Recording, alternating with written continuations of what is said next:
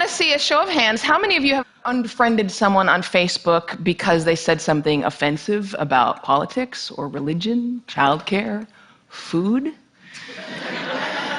And how many of you know at least one person that you avoid because you just don't want to talk to them?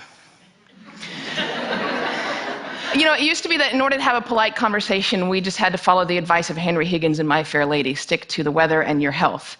But these days, with climate change and anti-vaxxing, those subjects are not safe either. So this world that we live in, this world in which every conversation has the potential to devolve into an argument, where our politicians can't speak to one another, and where even the most trivial of issues have someone fighting both passionately for it and against it, it's not normal.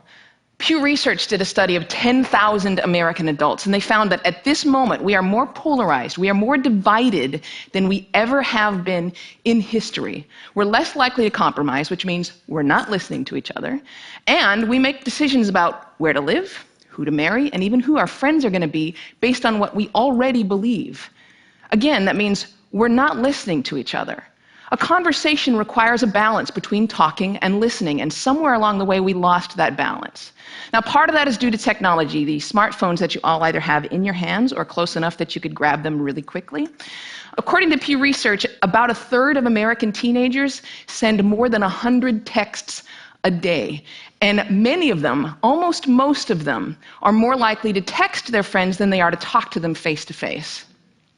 There's this great piece in The Atlantic. It was written by a high school teacher named Paul Barnwell. And he gave his kids a communication project. He wanted to teach them how to speak on a specific subject without using notes. And he said this: I came to realize that conversational competence might be the single most overlooked skill we fail to teach. Kids spend hours each day engaging with ideas and each other through screens, but rarely do they have an opportunity to hone their interpersonal communication skills. It might sound like a funny question, but we have to ask ourselves, is there any 21st century skill more important than being able to sustain coherent, confident conversation? Now, I make my living talking to people. Nobel Prize winners, truck drivers, billionaires, kindergarten teachers, heads of state, plumbers. I talk to people that I like, I talk to people that I don't like, I talk to some people that I disagree with deeply on a personal level, but I still have a great conversation with them. So I'd like to spend the next 10 minutes or so teaching you how to talk and how to listen. Many of you have already heard a lot of advice on this. Things like look the person in the eye, think of interesting topics to discuss in advance, nod and smile to show that you're paying attention. Repeat back what you just heard or summarize it. So I want you to forget all of that. It is crap.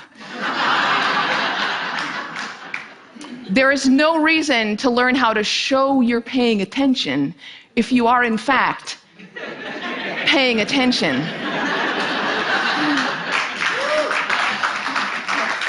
Now, I actually use the exact same skills as a professional interviewer that I do in regular life.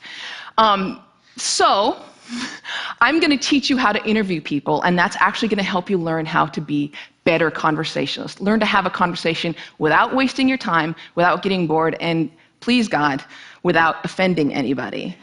We've all had really great conversations. We've had them before. We know what it's like. The kind of conversation where you walk away feeling engaged and inspired, or where you feel like you've made a real connection, or you've been perfectly understood. There is no reason why most of your interactions can't be like that. So I have 10 basic rules. I'm going to walk you through all of them, but honestly, if you just choose one of them and master it, you're already going to enjoy better conversations. Number 1, don't multitask. And I don't mean just set down your cell phone or your tablet or your car keys or whatever's in your hand. I mean, be present. Be in that moment. Don't be thinking about your argument you have with your boss. Don't be thinking about what you're going to have for dinner. If you want to get out of the conversation, get out of the conversation. But don't be half in it and half out of it. Number 2, don't pontificate. If you want to just state your opinion without any opportunity for response or argument or pushback or growth, write a blog.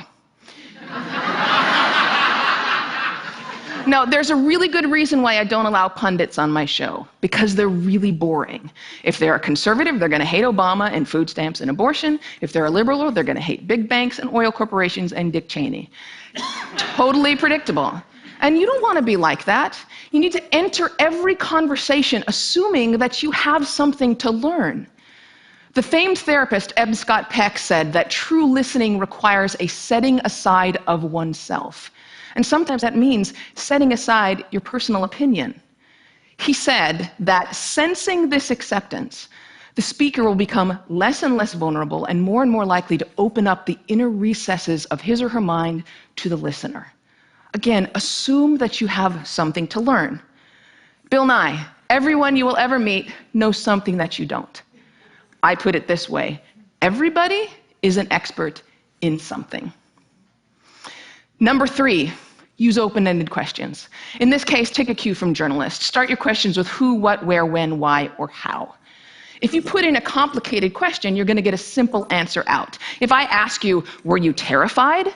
You're going to respond to the most powerful word in that sentence, which is terrified, and the answer is, yes, I was, or no, I wasn't. Were you angry? Yes, I was very angry. Let them describe it. They're the ones that know. Try asking them things like, what was that like? How did that feel? Because then they might have to stop for a moment and think about it, and you're going to get a much more interesting response. Number 4, go with the flow.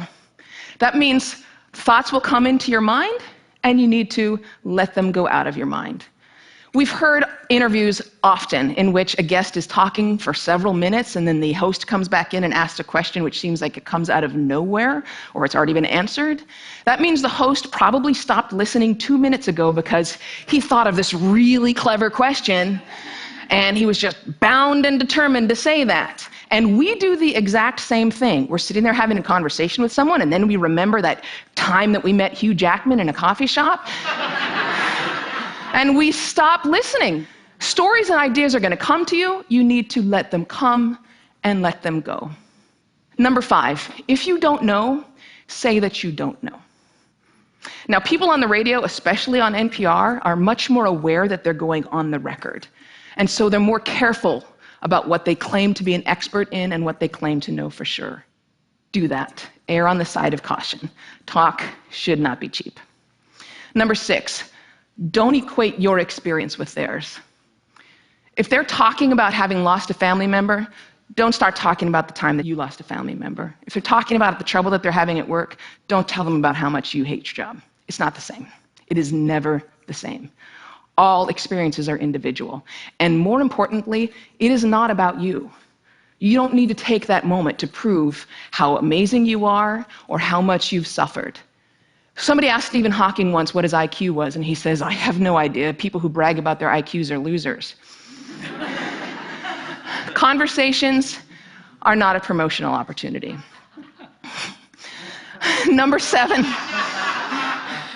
Try not to repeat yourself. It's condescending, and it's really boring. And we tend to do it a lot, especially in work conversations or in conversations with our kids. We have a point to make, so we just keep rephrasing it over and over.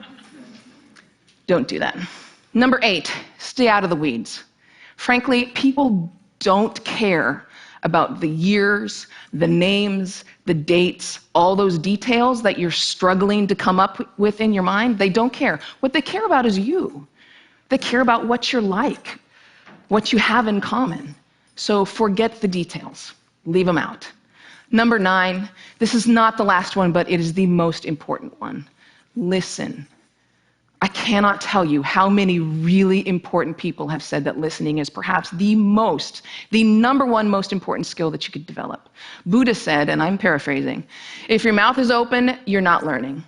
And Calvin Coolidge said, no man ever listened his way out of a job. Why do we not listen to each other? Number 1, we'd rather talk. When I'm talking, I'm in control. I don't have to hear anything I'm not interested in. I'm the center of attention. I can bolster my own identity. But there's another reason. We get distracted. The average person talks at about 225 words per minute, but we can listen at up to 500 words per minute. So our minds are filling in those other 275 words. And look, I know it takes effort and energy to actually pay attention to someone. But if you can't do that, you're not in a conversation. You're just two people shouting out barely related sentences in the same place. You have to listen to one another. Stephen Covey said it very beautifully. He said, most of us don't listen with the intent to understand. We listen with the intent to reply. One more rule, and number 10, and it's this one: be brief.